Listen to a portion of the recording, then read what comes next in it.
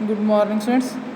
ਅੱਜ ਰਾਜੇ ਅਸੀਂ ਕਰਾਂਗੇ ਗੁਰੂ ਗੋਬਿੰਦ ਸਿੰਘ ਜੀ ਬਾਰੇ। 1675 ਤੋਂ ਲੈ ਕੇ 1708 ਈਸਵੀ ਤੱਕ ਗੁਰੂ ਗੋਬਿੰਦ ਸਿੰਘ ਜੀ ਸਿੱਖਾਂ ਦੇ 10ਵੇਂ ਅਤੇ ਆਖਰੀ ਗੁਰੂ ਹੋਏ ਸਨ, ਜਿਨ੍ਹਾਂ ਦਾ ਗੁਰੂ ਕਾਲ ਹੈ 1675 ਤੋਂ ਲੈ ਕੇ 1708 ਈਸਵੀ ਤੱਕ ਦਾ ਰਿਹਾ।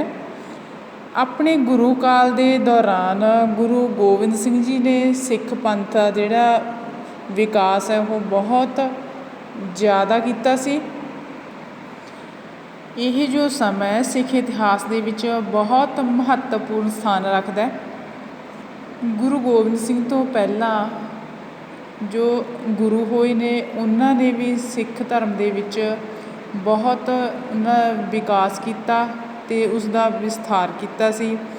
ਪਰ ਗੁਰੂ ਗੋਬਿੰਦ ਸਿੰਘ ਜੀ ਨੇ ਆਪਣੇ ਸਮੇਂ ਦੇ ਵਿੱਚ ਆਪਣੇ ਗੁਰੂ ਕਾਲ ਦੇ ਵਿੱਚ ਸਿੱਖ ਪੰਥ ਨੂੰ ਕੀ ਹੈ ਹੋਰ ਵੀ ਜ਼ਿਆਦਾ ਮਜ਼ਬੂਤ ਕਰ ਦਿੱਤਾ ਸੀ। ਕਈ ਸਾਲਾਂ ਤੱਕ ਗੁਰੂ ਗੋਬਿੰਦ ਸਿੰਘ ਜੀ ਮੁਗਲ ਸਰਕਾਰ ਦਾ ਕੀ ਹੈ ਵਿਰੋਧ ਕਰਦੇ ਰਹੇ ਸੀ। ਜਦੋਂ ਗੁਰੂ ਗੋਬਿੰਦ ਸਿੰਘ ਜੀ 9 ਵਰ੍ਹਿਆਂ ਦੀ ਉਮਰ ਦੇ ਵਿੱਚ ਗੁਰਗੱਦੀ 'ਤੇ ਬੈਠੇ ਤਾਂ ਉਸ ਸਮੇਂ ਕੀ ਹੈ ਸਮੇਂ ਦੇ ਹਾਲਾਤ ਸੀ ਜਿਹੜੇ ਬਹੁਤ ਮੰਦੇ ਚੱਲ ਰਹੇ ਸੀ।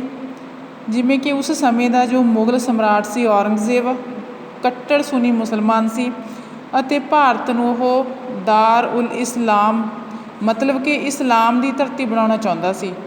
ਉਸ ਦੇ ਹੁਕਮ ਦੇ ਅਨੁਸਾਰ ਥਾਂ ਥਾਂ 'ਤੇ ਜੋ ਹਿੰਦੂਆਂ ਦੇ ਮੰਦਰ ਸੀ ਉਹ ਤੋੜ ਫੋੜ ਦਿੱਤੇ ਗਏ ਅਤੇ ਉਹਨਾਂ ਨੂੰ ਜੋ ਉੱਚੀਆਂ ਸਰਕਾਰੀ ਨੌਕਰੀਆਂ ਸੀ ਉਹਨਾਂ ਤੋਂ ਕੱਢ ਦਿੱਤਾ ਗਿਆ। ਇਸ ਤੋਂ ਬਾਅਦ ਜੋ ਮੁਸਲਮਾਨਾਂ ਦੀ ਤੁਲਨਾ ਦੇ ਵਿੱਚ ਉਹਨਾਂ ਤੋਂ ਵਧੇਰੇ ਕਰ ਲਏ ਜਾਂਦੇ ਸੀ। ਮੁਸਲਮਾਨਾਂ ਤੋਂ ਘੱਟ ਵਸੂਲ ਕੀਤਾ ਜਾਂਦਾ ਸੀ। ਜੋ ਹਿੰਦੂ ਸੀ ਉਹਨਾਂ ਤੋਂ ਜਿਹੜਾ ਕਰ ਹੈ ਉਹ ਵਸੂਲ ਜ਼ਿਆਦਾ ਕੀਤਾ ਜਾਂਦਾ ਸੀ। ਔਰੰਗਜ਼ੇਬ ਨੇ ਸਿੱਖਾਂ ਦੇ ਗੁਰਦੁਆਰਿਆਂ ਨੂੰ ਵੀ ਢਾਹ ਢੇਰੀ ਕਰ ਦਿੱਤਾ ਸੀ ਅਤੇ ਗੁਰੂ ਸਾਹਿਬ ਦੇ ਪ੍ਰਤੀਨਿਧੀਆਂ ਨੇ ਅਤੇ ਪ੍ਰਚਾਰਕਾਂ ਨੂੰ ਸ਼ਹਿਰਾਂ 'ਚੋਂ ਬਾਹਰ ਕੱਢ ਦੇਣ ਦਾ ਹੁਕਮ ਵੀ ਦਿੱਤਾ ਸੀ। ਤਾਂ ਸਾਡੇ ਸਭ ਤੋਂ ਵੱਧ ਸਿੱਖਾਂ ਦੇ ਜੋ ਹਰਮਨ ਪਿਆਰੇ ਪਰਮ ਪਿਆਰੇ ਗੁਰੂ ਤੇਗ ਬਹਾਦਰ ਜੀ ਅਤੇ ਉਹਨਾਂ ਦੇ 3 ਸ਼ਰਧਾਲੂ ਸੀ ਜਿਹੜੇ ਸਿੱਖਾਂ ਨੂੰ ਲੋਕਾਂ ਦੇ ਸਾਹਮਣੇ ਬੜੀ ਗੰਭੀਰ ਹਾਲਤ ਦੇ ਨਾਲ ਉਹਨਾਂ ਨੂੰ ਸ਼ਹੀਦ ਕਰ ਦਿੱਤਾ ਗਿਆ ਸੀ। ਇਸ ਨਾਲ ਬਹੁਤ ਸਾਰੇ ਸਿੱਖ ਸੀ ਜਿਹੜੇ ਭੈਭੀਤ ਹੋ ਗਏ ਸੀ। ਦੂਸਰਾ ਇਹ ਸੀ ਕਿ ਪੰਜਾਬ ਦੀਆਂ ਜੋ ਪਹਾੜੀ ਰਿਆਸਤਾਂ ਸੀ ਉਹਨਾਂ ਦੇ ਰਾਜੇ ਸੀ ਆਮ ਤੌਰ 'ਤੇ ਮੁਗਲ ਸਰਕਾਰ ਪ੍ਰਤੀ ਵਫਾਦਾਰ ਸੀ। ਜੋ ਮੁਗਲ ਸਮਰਾਟ ਦੁਆਰਾ ਹਿੰਦੂਆਂ ਉੱਤੇ ਕੀਤੇ ਜਾ ਰਹੇ ਜੋ ਅਤਿਆਚਾਰ ਸੀ ਉਹਨਾਂ ਦੇ ਬਾਵਜੂਦ ਉਹਨਾਂ ਨੇ ਹਿੰਦੂ ਜਨਤਾ ਦੀ ਗਵਾਹੀ ਨਹੀਂ ਕੀਤੀ ਸੀ, ਨਾ ਹੀ ਮੁਗਲ ਸਰਕਾਰ ਦੇ ਵਿਰੋਧ ਦੇ ਵਿੱਚ ਕੋਈ ਸ਼ਸਤਰ ਸੀ ਜਿਹੜੇ ਉਹ ਚੁੱਕੇ ਸੀ। ਇਸ ਤੋਂ ਬਿਨਾਂ ਗੁਰੂ ਗੋਬਿੰਦ ਸਿੰਘ ਜੀ ਨੇ ਬਹੁਤ ਯੁੱਧ ਵੀ ਕੀਤੇ, ਜਿਸ ਦੇ ਵਿੱਚ ਕਿ ਭੰਗਾਣੀ ਦੀ ਜਿਹੜੀ ਲੜਾਈ ਹੈ ਯੁੱਧ ਹੈ 1688 ਦੇ ਵਿੱਚ। ਇਸ ਦਾ ਕਾਰਨ ਇਹ ਸੀ ਕਿ ਗੁਰੂ ਜੀ ਨੇ ਆਪਣੀ ਆਤਮ ਕਥਾ ਦੇ ਵਿੱਚ ਜੋ ਬਚਿੱਤਰ ਨਾਟਕ ਹੈ ਉਸ ਦੇ ਵਿੱਚ ਦੱਸਿਆ ਹੈ ਕਿ ਜੋ ਰਾਜਾ ਫਤਿਹ ਸ਼ਾਹ ਸੀ ਬਹੁਤ ਕ੍ਰੋਧ ਦੇ ਵਿੱਚ ਆ ਗਿਆ ਸੀ। ਉਸਨੇ ਬਿਨਾਂ ਕਿਸੇ ਕਾਰਨ ਦੇ ਮੇਰੇ ਨਾਲ ਜਿਹੜੀ ਉਹ ਲੜਾਈ ਛੇੜ ਲਈ ਸੀ ਗੁਰੂ ਗੋਬਿੰਦ ਸਿੰਘ ਜੀ ਨਾਲ। ਇਸ ਤੋਂ ਇਹ ਪਤਾ ਲੱਗਦਾ ਕਿ ਗੁਰੂ ਸਾਹਿਬ ਇਹ ਯੁੱਧ ਜਿਹੜਾ ਨਹੀਂ ਕਰਨਾ ਚਾਹੁੰਦੇ ਸੀ, ਪਰ ਜੋ ਪਹਾੜੀ ਰਾਜੇ ਸੀ ਉਹ ਜਾਣ ਬੁੱਝ ਕੇ ਉਹਨਾਂ ਨਾਲ ਲੜਾਈ ਜਿਹੜੇ ਉਹ ਲੜ ਰਹੇ ਸੀ। ਇਸ ਦੇ ਨਾਲ ਪਹਿਲਾ ਇਹ ਕਾਰਨ ਸੀ ਕਿ ਗੁਰੂ ਸਾਹਿਬ ਦੀ ਜਿਹੜੀ ਸੈਨਿਕ ਕਾਰਵਾਈਆਂ ਸੀ ਉਸ ਦੇ ਕਾਰਨ ਪਹਾੜੀ ਰਾਜਿਆਂ ਦੇ ਮਨਾਂ ਵਿੱਚ ਡਰ ਪੈਦਾ ਹੋ ਗਿਆ ਸੀ ਕਿ ਗੁਰੂ ਸਾਹਿਬ ਇੱਕ ਸੁਤੰਤਰ ਰਾਜ ਸਥਾਪਿਤ ਕਰਨਾ ਚਾਹੁੰਦੇ ਨੇ। ਉਹ ਇਹਨਾਂ ਕਾਰਵਾਈਆਂ ਨੂੰ ਆਪਣੇ ਰਾਜਾਂ ਲਈ ਖਤਰੇ ਦਾ ਸਾਧਨ ਸਮਝਦੇ ਸੀ। ਦੂਸਰਾ ਇਹ ਸੀ ਕਿ ਗੁਰੂ ਸਾਹਿਬ ਸੀ ਮੂਰਤੀ ਪੂਜਾ ਦੇ ਵਿਰੁੱਧ ਸੀ, ਪਰ ਜਿਹੜੇ ਪਹਾੜੀ ਰਾਜੇ ਨੇ ਮੂਰਤੀ ਪੂਜਾ ਉੱਪਰ ਪੱਕਾ ਵਿਸ਼ਵਾਸ ਰੱਖਦੇ ਸੀ। ਤੀਸਰਾ ਇਹ ਕਾਰਨ ਇਹ ਸੀ ਕਿ ਗੁਰੂ ਸਾਹਿਬ ਨੇ ਆਪਣੀ ਸੈਨਾ ਦੇ ਵਿੱਚ ਉਹਨਾਂ 500 ਪਠਾਣਾਂ ਨੂੰ ਭਰਤੀ ਕਰ ਲਿਆ ਸੀ ਜੋ ਮੁਗਲ ਸੈਨਾ ਦੇ ਵਿੱਚੋਂ ਕੱਢੇ ਗਏ ਸੀ। ਪਹਾੜੀ ਰਾਜੇ ਆਮ ਤੌਰ 'ਤੇ ਮੁਗਲ ਸਰਕਾਰ ਪ੍ਰਤੀ ਵਫਾਦਾਰ ਸੀ। ਉਹ ਨਹੀਂ ਚਾਹੁੰਦੇ ਸੀ ਕਿ ਉਹਨਾਂ ਦੇ ਪ੍ਰਦੇਸ਼ ਵਿੱਚ ਰਹਿ ਕੇ ਗੁਰੂ ਸਾਹਿਬ ਮੁਗਲ ਸਰਕਾਰ ਵਿਰੁੱਧ ਕੰਮ ਕਰਨ।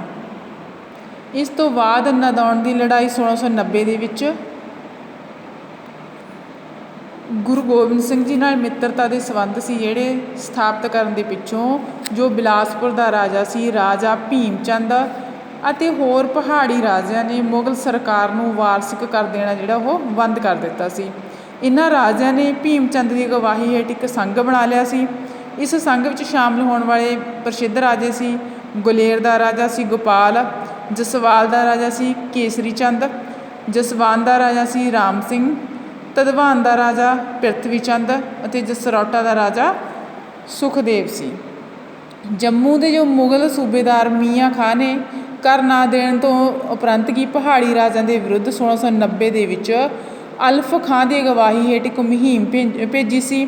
ਕਾਂਗੜਾ ਤੋਂ ਜੋ 32 ਕਿਲੋਮੀਟਰ ਦੂਰ ਸੀ ਦੱਖਣ ਪੂਰਬ ਵੱਲ ਬਿਆਸ ਨਦੀ ਦੇ ਤੱਟ 'ਤੇ ਨਦੌਣ ਨਾਮੀ ਥਾਂ 'ਤੇ ਲੜਾਈ ਹੋਈ ਸੀ। ਇਸ ਲੜਾਈ ਦੇ ਵਿੱਚ ਕਾਂਗੜਾ ਦੇ ਰਾਜਾ ਕਿਰਪਾਲ ਚੰਦ ਨੇ ਅਲਫ ਖਾਂ ਦਾ ਸਾਥ ਦਿੱਤਾ ਸੀ। ਗੁਰੂ ਸਾਹਿਬ ਨੇ ਰਾਜਾ ਭੀਮ ਚੰਦ ਅਤੇ ਰਾਮ ਸਿੰਘ ਦੇ ਪੱਖ ਦੇ ਵਿੱਚ ਯੁੱਧ ਵਿੱਚ ਭਾਗ ਲਿਆ ਸੀ। ਇਸ ਲੜਾਈ ਦੇ ਵਿੱਚ ਗੁਰੂ ਸਾਹਿਬ ਅਤੇ ਉਹਨਾਂ ਦੇ ਸਿੱਖਾਂ ਨੇ ਆਪਣੀ ਬਹਾਦਰੀ ਦਾ ਪ੍ਰਮਾਣ ਦਿੱਤਾ ਸੀ। ਇਸ ਤੋਂ ਬਾਅਦ ਹੈ ਕਿ ਖਾਲਸਾ ਦੀ ਸਾਜਨਾ 1699 ਈਸਵੀ ਦੇ ਵਿੱਚ 1699 ਈਸਵੀ ਦੇ ਵਿੱਚ ਗੁਰੂ ਗੋਬਿੰਦ ਸਿੰਘ ਜੀ ਨੇ ਖਾਲਸਾ ਦੀ ਸਾਜਨਾ ਕੀਤੀ। ਖਾਲਸਾ ਨੂੰ ਇੱਕ ਅਜਿਹਾ ਸੰਘ ਸੀ ਜਿਹੜਾ ਭਾਈਚਾਰਾ ਸੰਗਠਨ ਜਾਂ ਸਮਾਜ ਕਿਹਾ ਜਾ ਸਕਦਾ ਹੈ, ਜਿਸ ਦੀ ਨੀਂਹ ਸੀ ਜਿਹੜੀ ਧਾਰਮਿਕ ਸੀ ਅਤੇ ਅਨੁਸ਼ਾਸਨ ਸੀ ਜਿਹੜਾ ਸੈਨਿਕ ਸੀ। ਜੋ ਇਸ ਦੀ ਨੀਂਹ ਸੀ ਉਹ ਧਰਮ ਨਾਲ ਸੰਬੰਧਿਤ ਸੀ, ਜੋ ਅਨੁਸ਼ਾਸਨ ਸੀ ਉਹ ਸੈਨਿਕਾਂ ਦੇ ਨਾਲ ਸੰਬੰਧਿਤ ਸੀ। ਇਹ ਸਿੱਖ ਪਰੰਪਰਾ ਵਿੱਚ ਇਸ ਨੂੰ ਇੱਕ ਬਹੁਤ ਮਹੱਤਵਪੂਰਨ ਘਟਨਾ ਮੰਨਿਆ ਜਾਂਦਾ ਹੈ। ਇਸ ਪਰੰਪਰਾ ਦੇ ਅਨੁਸਾਰ 1699 ਤੋਂ ਪਹਿਲਾਂ ਜੋ ਕੁਝ ਵੀ ਸਿੱਖ ਇਤਿਹਾਸ ਵਿੱਚ ਵਾਪਰਿਆ ਉਹ ਇਸ ਸਰਵਉੱਚ ਘਟਨਾ ਲਈ ਤਿਆਰੀ ਸੀ। ਇਸ ਤੋਂ ਪਿੱਛੋਂ ਜੋ ਕੁਝ ਵੀ ਹੋਇਆ ਉਹ ਸਭ ਇਸੇ ਘਟਨਾ ਦਾ ਫਲ ਜਾਂ ਇਸ ਨੂੰ ਕਾਰਜ ਰੂਪ ਦੇਣ ਲਈ ਯਤਨ ਕੀਤੇ ਸੀ। ਇਹਦੇ ਕਾਰਨ ਕੀ ਸੀ ਕਿ ਪਹਿਲੇ 9 ਸਿੱਖ ਗੁਰੂਆਂ ਦੇ ਸਿੱਖ ਮਤ ਦੇ ਵਿਕਾਸ ਲਈ ਕਾਰਜ। ਖਾਲਸਾ ਦੀ ਸਾਜਨਾ ਦਾ ਕੋਈ ਇੱਕ ਕਾਰਨ ਨਹੀਂ ਹੈ, ਬਹੁਤ ਸਾਰੇ ਕਾਰਨ ਨੇ। ਇਸ ਮਹਾਨ ਘਟਨਾ ਦੇ ਅਨੇਕ ਅੰਦਰਲੇ ਅਤੇ ਬਾਹਰਲੇ ਕਾਰਨ ਇਹ ਨੇ ਕਿ ਸਭ ਤੋਂ ਪਹਿਲਾਂ ਤਾਂ ਖਾਲਸਾ ਦੇ ਬੀਜ ਸੀ ਜੋ ਗੁਰੂ ਨਾਨਕ ਦੇਵ ਜੀ ਦੇ ਉਪਦੇਸ਼ਾਂ ਅਤੇ ਵਿਚਾਰਾਂ ਵਿੱਚ ਹੀ ਵੇਖੇ ਜਾ ਸਕਦੇ ਸੀ। ਉਹਨਾਂ ਨੇ ਸਮਾਜ ਦੇ ਵਿੱਚ ਜੋ ਪ੍ਰਚਲਿਤ ਮੂਰਤੀ ਪੂਜਾ ਸੀ, ਵਿਅਸਤ ਜੋ ਰੀਤੀ ਰਿਵਾਜ ਸੀ, ਉਹਨਾਂ ਦਾ ਜ਼ੋਰਦਾਰ ਸ਼ਬਦਾਂ ਦੇ ਵਿੱਚ ਖੰਡਨ ਕੀਤਾ ਸੀ। ਤਾਂ ਉਹ ਇੱਕ ਹੀ ਸਰਵਉੱਚ ਅਤੇ ਸਰਵ ਸ਼ਕਤੀਮਾਨ ਪਰਮਾਤਮਾ ਦੀ ਭਗਤੀ ਉੱਤੇ ਜ਼ੋਰ ਦਿੰਦੇ ਸੀ। ਉਹਨਾਂ ਨੇ ਜਾਤੀ ਪ੍ਰਥਾ ਉੱਤੇ ਵੀ ਬਹੁਤ ਜਿਹੜੀ ਕਰਾਰੀ ਸੱਟ ਮਾਰੀ ਅਤੇ ਸੰਗਤ ਅਤੇ ਲੰਗਰ ਦੀਆਂ ਸੰਸਥਾਵਾਂ ਨੂੰ ਜਨਮ ਦਿੱਤਾ। ਇਸ ਤੋਂ ਬਾਅਦ ਇਹ ਸੀ ਔਰੰਗਜ਼ੇਬ ਦੇ ਹਿੰਦੂਆਂ ਉੱਤੇ ਅਤਿਆਚਾਰ ਅਤੇ ਗੁਰੂ ਤੇਗ ਬਹਾਦਰ ਜੀ ਦੀ ਸ਼ਹੀਦੀ। ਜੋ ਮੁਗਲ ਬਾਦਸ਼ਾਹ ਸੀ ਔਰੰਗਜ਼ੇਬ, ਉਹ ਬਹੁਤ ਇੱਕ ਕੱਟੜ ਸੁੰਨੀ ਮੁਸਲਮਾਨ ਸੀ, ਜੋ ਹਿੰਦੁਸਤਾਨ ਨੂੰ ਕੀ ਹੈ ਇਸਲਾਮ ਜੋ ਸਾਰੇ ਲੋਕ ਨੇ ਉਹਨਾਂ ਨੂੰ ਇਸਲਾਮ ਧਰਮ ਹੈ ਜਿਹੜਾ ਉਹ ਕਬੂਲ ਕਰਾਉਣਾ ਚਾਹੁੰਦਾ ਸੀ। ਇਸ ਉਦੇਸ਼ ਨਾਲ ਉਸਨੇ ਹਿੰਦੂਆਂ ਉੱਤੇ ਬਹੁਤ ਅਤਿਆਚਾਰ ਕੀਤੇ। ਉਸਨੇ ਹਿੰਦੂਆਂ ਦੇ ਜੋ ਪਵਿੱਤਰ ਗ੍ਰੰਥ ਸੀ ਉਹ ਢਹਿ ਢੇਰੀ ਕਰਵਾਤੇ, ਉਹਨਾਂ ਨੂੰ ਉੱਚ ਪਦਵੀਆਂ ਤੋਂ ਹਟਾ ਦਿੱਤਾ ਗਿਆ। ਉਹਨਾਂ ਦੇ ਜੋ ਧਾਰਮਿਕ ਰੀਤੀ ਰਿਵਾਜ ਸੀ ਉਹਨਾਂ ਉੱਤੇ ਰੋਕਾਂ ਲਾ ਦਿੱਤੀਆਂ ਗਈਆਂ। ਉਹਨਾਂ ਨੂੰ ਆਪਣੀ ਇੱਛਾ ਦੇ ਵਿਰੁੱਧ ਇਸਲਾਮ ਧਰਮ ਅਪਣਾਉਣ ਲਈ ਮਜਬੂਰ ਕੀਤਾ ਗਿਆ। ਤਾਂ ਇਸ ਤੋਂ ਬਿਨਾਂ 1675 ਦੇ ਵਿੱਚ ਉਸਨੇ ਗੁਰੂ ਗੋਬਿੰਦ ਸਿੰਘ ਜੀ ਦੇ ਪਿਤਾ ਸੀ ਗੁਰੂ ਤੇਗ ਬਹਾਦਰ ਜੀ, ਉਹਨਾਂ ਨੂੰ ਕੇਵਲ ਇਸ ਲਈ ਸ਼ਹੀਦ ਕਰਵਾ ਦਿੱਤਾ ਸੀ ਕਿ ਕਿਉਂਕਿ ਉਹਨਾਂ ਨੇ ਇਸਲਾਮ ਧਰਮ ਨੂੰ ਸਵੀਕਾਰ ਕਰਨ ਤੋਂ ਨਾ ਕਰ ਦਿੱਤੀ ਸੀ ਅਤੇ ਗੁਰੂ ਗੋਬਿੰਦ ਸਾਹਿਬ ਧਰਮ ਦੀ ਜਿਹੜੀ ਰੱਖਿਆ ਜਾਂ ਧਰਮ ਯੁੱਧ ਲਈ ਆਪਣੇ ਸਿੱਖਾਂ ਨੂੰ ਤਿਆਰ ਕਰਨਾ ਚਾਹੁੰਦੇ ਸੀ। ਇਸ ਤੋਂ ਬਾਅਦ ਸੀ ਕਿ ਹਿੰਦੂਆਂ ਦਾ ਕਮਜ਼ੋਰ ਅਤੇ ਕਾਇਰ ਹੋਣਾ। ਉਸ ਸਮੇਂ ਜੋ ਹਿੰਦੂ ਸੀ ਬਹੁਤ ਕਮਜ਼ੋਰ ਅਤੇ ਕਾਇਰ ਬਣ ਗਏ ਸੀ। ਉਹ ਮੁਗਲ ਅਤਿਆਚਾਰਾਂ ਨੂੰ ਚੁੱਪ-ਚਾਪ ਜਿਹੜੇ ਸਹਿਣ ਕਰਦੇ ਰਹੇ ਸੀ।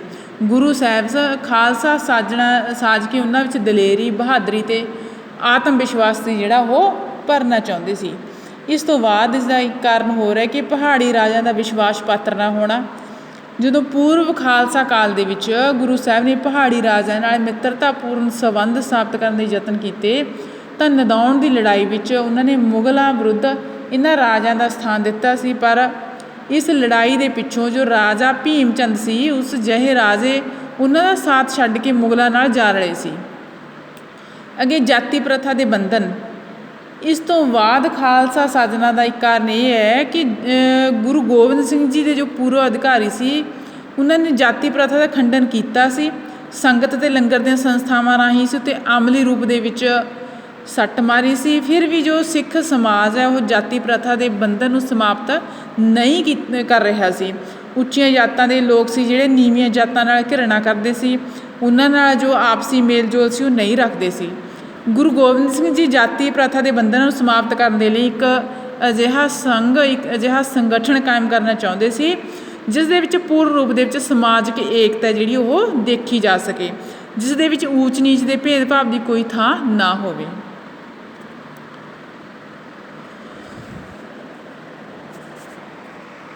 ਇਸ ਤੋਂ ਬਾਅਦ ਹੋਰ ਵੀ ਕਈ ਕਾਰਨ ਨੇ, ਜਿਵੇਂ ਸਿੱਖ ਸੰਪਰਦਾ ਦੇ ਅੰਤਰ ਵਿਰੋਧੀ ਉਪ ਸੰਪਰਦਾਵਾਂ ਹੋ ਗਈਆਂ, ਮਸੰਦ ਪ੍ਰਥਾ ਦਾ ਦੋਸ਼ਪੂਰਨ ਹੋਣਾ, ਸਿੱਖ ਜੱਟਾਂ ਦਾ ਪ੍ਰਭਾਵ, ਗੁਰੂ ਸਾਹਿਬ ਦੇ ਜੀਵਨ ਦਾ ਮਿਸ਼ਨ ਹੋਣਾ। ਇਸ ਤੋਂ ਬਾਅਦ ਖਾਲਸਾ ਦਾ ਜਨਮ ਹੈ ਜਿਹੜਾ ਉਹ ਕਿਵੇਂ ਹੋਇਆ। 1699 ਈਸਵੀ ਦੇ ਵਿੱਚ ਮਹਾਂਸਭਾ ਅਤੇ 5 ਪਿਆਰਿਆਂ ਦੀ ਚੋਣ ਕੀਤੀ। 1699 ਦੇ ਵਿੱਚ ਵਿਸਾਖੀ ਦੇ ਦਿਨ ਗੁਰੂ ਗੋਬਿੰਦ ਸਿੰਘ ਜੀ ਨੇ ਅਨੰਦਪੁਰ ਸਾਹਿਬ ਵਿਖੇ ਇੱਕ ਮਹਾਂਸਭਾ ਬੁਲਾਉਣ ਦਾ ਪ੍ਰਬੰਧ ਕੀਤਾ ਸੀ। ਇਸ ਦੀਵਾਨ ਵਿੱਚ ਹਰ ਪ੍ਰਕਾਰ ਦੇ ਪ੍ਰਦੇਸ਼ਾਂ ਤੋਂ ਲਗਭਗ 80,000 ਵਿਅਕਤੀ ਸੀ ਜਿਹੜੇ ਇਕੱਠੇ ਹੋਏ ਸੀ। ਜਦੋਂ ਸਭ ਲੋਕ ਆਪਣੇ ਆਪਣੇ ਸਥਾਨ 'ਤੇ ਬੈਠ ਗਏ ਸੀ ਤਾਂ ਗੁਰੂ ਸਾਹਿਬ ਨੇ ਮਿਆਨ ਵਿੱਚੋਂ ਤਲਵਾਰ ਕੱਢ ਕੇ ਜ਼ੋਰਦਾਰ ਸ਼ਬਦਾਂ ਵਿੱਚ ਕਿਹਾ ਸੀ ਕਿ ਕੀ ਤੁਹਾਡੇ ਵਿੱਚੋਂ ਕੋਈ ਅਜਿਹਾ ਵਿਅਕਤੀ ਹੈ ਜੋ ਧਰਮ ਲਈ ਆਪਣਾ ਜੀਵਨ ਹੈ ਜਿਹੜਾ ਉਹ ਕੁਰਬਾਨ ਕਰ ਸਕੇ। ਤਾਂ ਇਹ ਗੱਲ ਸੁਣ ਕੇ ਸਾਰੀ ਸੰਗਤ ਦੇ ਵਿੱਚ ਚੁੱਪਚਾਪ ਦਾ ਜਿਹੜਾ ਪਸਾਰਾ ਉਹ ਹੋ ਗਿਆ ਸੀ। ਤਾਂ ਇਸ ਤੋਂ ਬਾਅਦ ਜੋ 5 ਪਿਆਰੇ ਸੀ ਇੱਕ ਇੱਕ ਕਰਕੇ ਉਹਨਾਂ ਨੇ ਆਪਣਾ ਅੱਗੇ ਆਉਣ ਦਾ ਜਿਹੜਾ ਫੈਸਲਾ ਕੀਤਾ। ਉਹ 5 ਵਿਅਕਤੀ ਇੱਕ ਇੱਕ ਕਰਕੇ ਗੁਰੂ ਗੋਬਿੰਦ ਸਿੰਘ ਜੀ ਦੇ ਪਾਸ ਚਲੇ ਗਏ। ਤਾਂ ਗੁਰੂ ਗੋਬਿੰਦ ਸਿੰਘ ਜੀ ਉਹਨਾਂ ਨੂੰ ਇੱਕ ਤੰਬੂ ਦੇ ਵਿੱਚ ਲੈ ਗਏ। ਫਿਰ ਲੋਕਾਂ ਸਾਹਮਣੇ ਆਏ ਅਤੇ ਉਹਨਾਂ ਨੇ ਇੱਕ ਹੋਰ ਵਿਅਕਤੀ ਦਾ ਸੀਸ ਮੰਗਿਆ ਸੀ। ਇਸ ਤਰ੍ਹਾਂ ਵਾਰ-ਵਾਰ 5 ਵਿਅਕਤੀਆਂ ਦਾ ਸੀਸ ਮੰਗਿਆ ਤਾਂ ਇਹ 5 ਵਿਅਕਤੀ ਗੁਰੂ ਗੋਬਿੰਦ ਸਿੰਘ ਜੀ ਚਰਨਾਂ ਦੇ ਵਿੱਚ ਚਲੇ ਗਏ ਸੀ। ਇਸ ਤੋਂ ਬਾਅਦ ਗੁਰੂ ਗੋਬਿੰਦ ਸਿੰਘ ਜੀ ਨੇ ਉਹਨਾਂ ਨੂੰ ਅੰਮ੍ਰਿਤ ਛਕਾਇਆ ਅਤੇ ਉਸ ਤੋਂ 5 ਪਿਆਰਿਆਂ ਤੋਂ ਆਪ ਅੰਮ੍ਰਿਤ ਸੀ ਜਿਹੜਾ ਉਹ ਛਕਿਆ ਸੀ। ਇਸ ਲਈ ਉਹ ਜੋ 5 ਵਿਅਕਤੀ ਸੀ ਉਹਨਾਂ ਦੇ ਨਾਮ ਦੇ ਪਿੱਛੇ ਸਿੰਘ ਲਗਾਇਆ ਗਿਆ। ਤਾਂ ਉਹਨਾਂ ਨੂੰ ਅੰਮ੍ਰਿਤ ਛਕਾ ਕੇ 5 ਪਿਆਰੇ ਕੀ ਬਣਾ ਦਿੱਤਾ ਗਿਆ। ਖੰਡੇ ਦੇ ਪਾਹੁਲ ਤੋਂ ਬਾਅਦ ਗੁਰੂ ਗੋਬਿੰਦ ਸਿੰਘ ਜੀ ਨੇ ਖਾਲਸਾ ਦੇ ਕੁਝ ਸਿਧਾਂਤ ਦੱਸੇ ਸੀ, ਜਿਸ ਦੇ ਵਿੱਚ ਖਾਲਸਾ ਦੇ ਵਿੱਚ ਪ੍ਰਵੇਸ਼ ਕਰਨ ਲਈ ਹਰ ਵਿਅਕਤੀ ਨੂੰ ਖੰਡੇ ਦਾ ਪਾਹੁਲ ਭਾਵ ਕਿ ਜੋ ਅੰਮ੍ਰਿਤ ਦੀ ਦਾਤ ਹੈ ਉਹ ਛਕਣੀ ਜ਼ਰੂਰੀ ਹੈ। ਅਤੇ ਹਰ ਇੱਕ ਖਾਲਸਾ ਨੂੰ ਆਪਣੇ ਨਾਂ ਦੇ ਨਾਲ ਸਿੰਘ ਸ਼ਬਦ ਲਾਉਣਾ ਹੋਵੇਗਾ, ਜਿਸ ਦਾ ਸ਼ਬਦ ਅਰਥ ਹੈ ਸ਼ੇਰ। ਇਸੇ ਤਰ੍ਹਾਂ ਖਾਲਸਾ ਇਸਤਰੀ ਆਪਣੇ ਨਾਂ ਨਾਲ ਕੌਰ ਸ਼ਬਦ ਲਗਾਏਗੀ। ਉਹ 5 ਕੱਕੇ ਅਰਥਾਤ ਕੱਕਾ ਅੱਖਰ ਦੇ ਨਾਲ ਜੋ ਸ਼ੁਰੂ ਹੋਣ ਵਾਲੇ ਨੇ 5 ਕਕਾਰ, ਕੇਸ, ਕੰਘਾ, ਕੜਾ, ਕੱਛਾ, ਕਿਰਪਾਨ ਇਹ ਧਾਰਨ ਕਰੇਗਾ। ਉਹ ਕੇਵਲ ਇੱਕ ਸਰਵ ਅਤੇ ਸਰਵ ਸ਼ਕਤੀਮਾਨ ਈਸ਼ਵਰ ਦੇ ਵਿੱਚ ਵਿਸ਼ਵਾਸ ਰੱਖੇਗਾ, ਸਿਰਫ ਇੱਕ ਈਸ਼ਵਰ ਦੇ ਵਿੱਚ, ਅਤੇ ਈਸ਼ਵਰ ਦੀ ਭਗਤੀ ਤੋਂ ਸਿਵਾ ਉਹ ਕੋਈ ਹੋਰ ਦੇਵੀ ਦੇਵਤੇ ਨੂੰ ਨਹੀਂ ਮੰਨੇਗਾ। ਤਾਂ ਅੱਗੇ ਸੀ ਕਿ ਉਹ ਅੰਮ੍ਰਿਤ ਵੇਲੇ ਉੱਠੇਗਾ, ਇਸ਼ਨਾਨ ਕਰਕੇ ਗੁਰਬਾਣੀ ਦਾ ਪਾਠ ਕਰੇਗਾ। ਜੋ 10 ਨੌਂ ਦੀ ਕਿਰਤ ਹੋਊਗੀ ਉਹ ਆਪਣੀ ਰੋਟੀ ਕਮਾਏਗਾ। ਆਪਣੀ ਆਮਦਨ ਦਾ ਜਿਹੜਾ 10ਵਾਂ ਹਿੱਸਾ ਹੈ ਉਹ ਧਾਰਮਿਕ ਕਾਰਜਾਂ ਲਈ ਦਾਨ ਦੇਵੇਗਾ। ਤਾਂ ਉਹ ਜਾਤ ਪਾਤ ਦੇ ਵਿੱਚ ਕੋਈ ਵਿਸ਼ਵਾਸ ਨਹੀਂ ਰੱਖੇਗਾ। ਹਰ ਇੱਕ ਖਾਲਸਾ ਗੁਰੂ ਅਤੇ ਪੰਥ ਲਈ ਕੰਮਾਂ ਧੰਦਾ ਜਿਵੇਂ ਪਰਿਵਾਰ, ਵਿਸ਼ਵਾਸ, ਰੀਤੀ ਰਿਵਾਜ਼ਾਂ ਦਾ ਬਲੀਦਾਨ ਕਰਨ ਦੇ ਲਈ ਸਦਾ ਤਿਆਰ ਰਹੇਗਾ। ਇਹ ਜੋ ਆਪਾਂ ਗੁਰੂ ਗੋਬਿੰਦ ਸਿੰਘ ਜੀ ਬਾਰੇ ਰਾਜੇ ਅੱਜ ਪੜ੍ਹਿਆ, ਤੁਸੀਂ ਚੰਗੀ ਤਰ੍ਹਾਂ ਖੁਦ ਵੀ ਪੜ੍ਹ ਲੈਣਾ। ਤਾਂ ਤੁਸੀਂ ਕੱਲ੍ਹ ਨੂੰ ਆਪਣਾ ਟੌਪਿਕ ਇਹ ਪੜ੍ਹਨਾ ਕਿ ਖਾਲਸਾ ਸਾਜਣ ਦਾ ਮਹੱਤਵ ਕੀ ਹੈ। ਧੰਨਵਾਦ।